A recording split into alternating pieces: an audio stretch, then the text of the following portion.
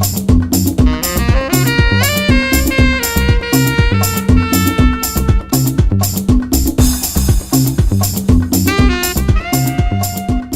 about your youth. I mean, okay.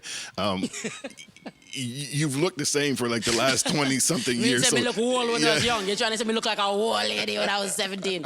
I am going to leave that alone, but definitely you were grown. And so as we talk, the course of the career, amazing.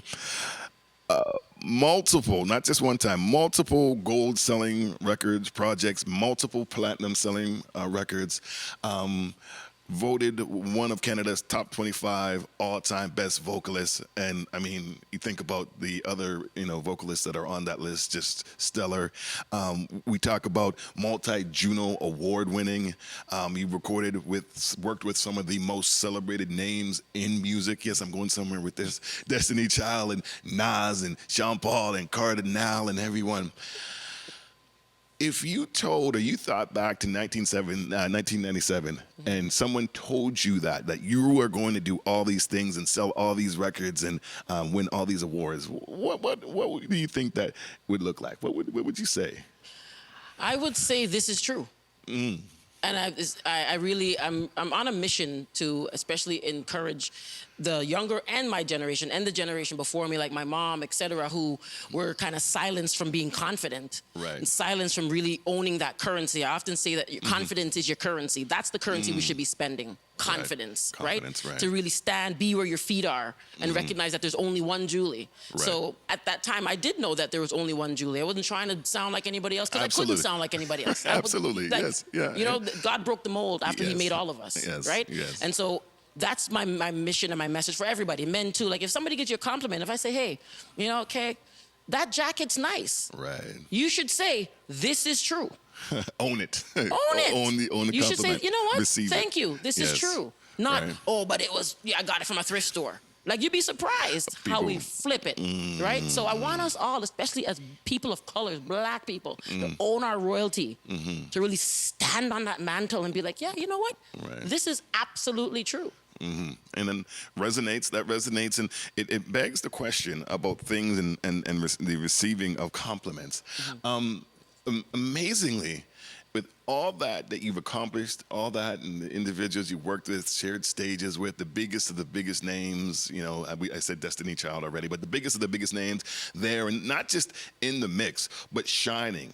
And I know it, but for those who may not know, the story of you recording in LA and recording your album in LA, and it's a banger, you know what I'm saying? Shouts out to Socrates, you know what I mean? And it was a banger, and a world-class rapper in another studio hears the song, says, what is that? Runs over, and all of a sudden, what happens? Well, it's Nas, and I let him know. I automatically shouted out my producers from Toronto, Agile and Socrates. It wasn't like, yeah, that's my voice. Hey, listen to me. He heard the song. At the time, it was called "The Things You Do." His mom had just passed away, and that song, "If Heaven Was a Mile Away," would I pack up my bags and leave this world behind? Like, that lyric stood out to him, and so he asked if we could use my whole verse as his chorus. And the beauty of this story was that he said, let me do a song for you. Let's do a swap. And I'm going to say I'm going somewhere with this, with you right now, because we tend to say the biggest of biggest names. Right now, the biggest names are not exempt from COVID, not exempt for HIV, not exempt from cancer, not exempt from bankruptcy, right? So what is the biggest of biggest names, really? You know what I mean? So for me, I'm even just recognizing that, hey, you know what? We are work ethic, let's go pound for pound work ethic. The only difference between me and Beyonce, she got pyro. Right. That's it. She got budget. Straight. Right? Yeah, facts. So that's the mindset. Facts. Right? Yeah. And so I'm very excited to really, like when Destiny's Child wanted that song, I wrote the song on my guitar in my room when I was living in a co-op, government housing, flat out. Right? So it didn't matter where I was living, didn't matter my economic status. They heard a song that this girl from Jane and Finch wrote and wanted it, right? So I want everyone to realize that there are gems in us, and I want us all to rob the grave. We should die empty. The grave is the most wealthy place on earth. And so even being on this show right now for the whole world to see, right? It's exciting to be in the Caribbean and be Africa and all these places all around the world because, hey, last year I was supposed to shoot a movie in Nigeria and COVID stopped it, right? Oh, so it's man. like, okay. Oh, they would love you in Nigeria. You know? Oh, my God. Hello. Hey. Yeah. My family in Nigeria, man, too, you know. Hi. You know, so my hand empty. So talk about the fact that, I mean, the world has a love affair with you. I mean, really? there's a lot of voices out there. Hence why you were recruited in to shoot a movie in Nigeria. We'll talk about that.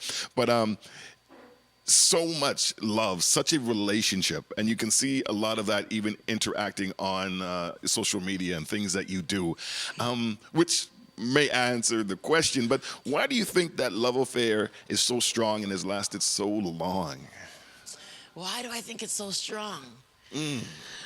Well, I at the end, I like being vulnerability is one of my superpowers, and the easiest person to be is myself. So if I'm eating something, I'll show people what I'm eating. If I have on my 1-2 face and 1-2 eyelash right now, but I like being plain Money Jane Jully, right? Yeah. And I think I recognize that people, not just I'm not dealing with fans, right? You know, I don't have fans. I have family, right?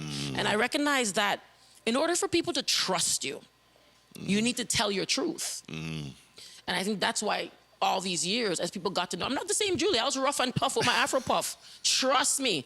Box and kick up gal and box and kick up man too, right. But we don't even talk about, you know what, I'm gonna leave that alone. Thank you, Jesus. What I will say though, what I will say to just as far as in summary of this piece is, meet me where I am today. If you're coming to have a conversation with me and looking for the Jully of 27 years ago, she doesn't exist anymore. You've evolved. Right? Yeah. Exactly. Evolution, maturity. Yes. I love that. So many people age. Yes. Not everybody grows up. Not everybody matures. So powerful. And as we talk about that process of maturity, talk about your inspirations. What inspired you? You talked about being a 6-year-old girl that I can so focus. I can so see that in my mind. Extra cute. Yes, I can so see that, and just running the place. But talk about talk about that process. What inspired you, artist-wise, music-wise? What was that made you really want to pick up a microphone and really say, I want to do this for a career? Well, my late sister Sharon, she passed when I was 12 years old. She was a painter, but she would always sing when she painted. And she didn't consider herself a singer, but she sang better than me, not even kidding. So she'd be painting and she'd do like portraits of people. And I'd go to the portrait studio with her, like nudes and all that, and like art, nice, beautiful stuff. And she's singing. And I'm hearing this beautiful voice come out of her mouth. And so when she passed away, I often say she left me her voice. You know, and true story, I never had a mole on my face. And she had a mole on her face. And it kind of just appeared on my face. But anyway, so she's my number one why, Sharon. And then my mom. My late mom, you know, she always supported me. She wasn't that Caribbean parent that was like, oh, get a real job, or you know, she worked long, hard hours to make sure that I didn't have idle time. If I wanted to go to music school or modeling school or any type of school, dances, she put me in there. But my career now, what happened later on in life, all of these programs that my mom had me in really set me up to have a calling. You know, because a career is what you're paid for, but a calling is what you're made for, right? And I'm made for this. And this is why when things don't happen, or you know, it seems like they fall through the cracks, it doesn't even faze me anymore, because I know that I'm actually steps closer to what I was called to do, versus trying to chase some sort of mechanical chart number, some sort of industry foolishness. Right. The superficial. And as you talk about that, you've been smiling for, I'd say, 2 or 3 decades. And so I'm wondering,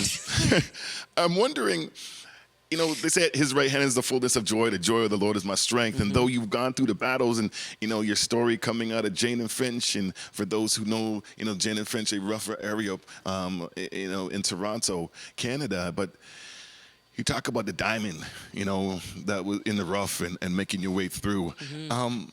please, talk about that.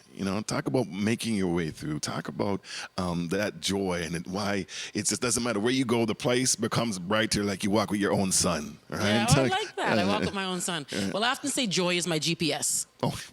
Right? So if it doesn't bring me to joy, or if it doesn't bring joy to me, then I'm not on that ride. Right. I don't even put that in the GPS. You know what I mean? So that's been my joy. This last year, especially with this pandemic happening, I realized that I enjoy my own company. And these are the things. There's like I had to detach from people, places, and things. Yes. And know that the joy of the Lord is my strength. So if I am not joyful, then I'm not accessing God's strength.